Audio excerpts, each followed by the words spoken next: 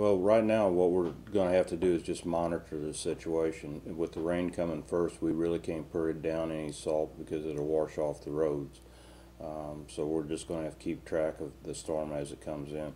If it's not much rain, we'll be able to get out and pre-salt and put material down to keep it from glazing over once the sleet starts.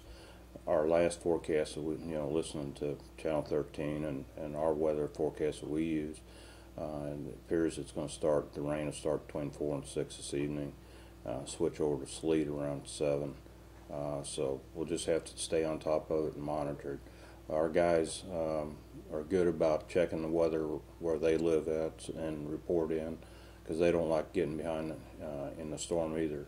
It's more dangerous for them if they can get out there quicker. So a lot of times they'll call in and say, hey, it's starting to ice up here, and we'll use that to determine when we want to pull everybody in. So we've had snow earlier this year a couple of times. How do you kind of go about handling, because there's a potential for ice tonight, how do you handle that differently than snow?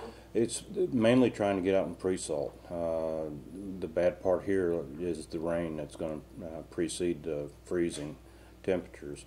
What we try and do, we'll try and get out and pre-salt right before we feel it's going to start glazing over, just so the material's down and keeps it from sticking to the roads. So do you have your crews on call 24/7? Yes. They all know that this time of year they need to stay within reach.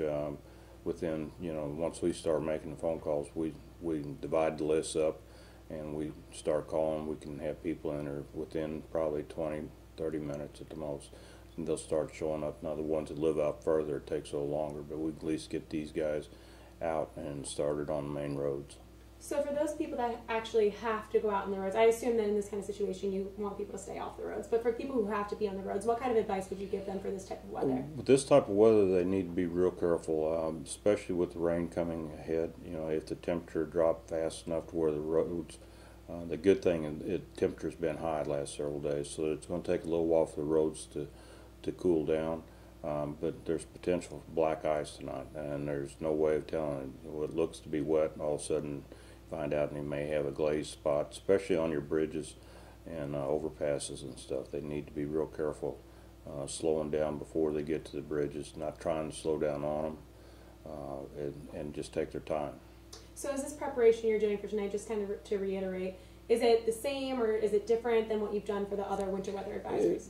It's pretty well the same. We always try and get material down ahead of the storm, just so we can keep it from sticking to the roads.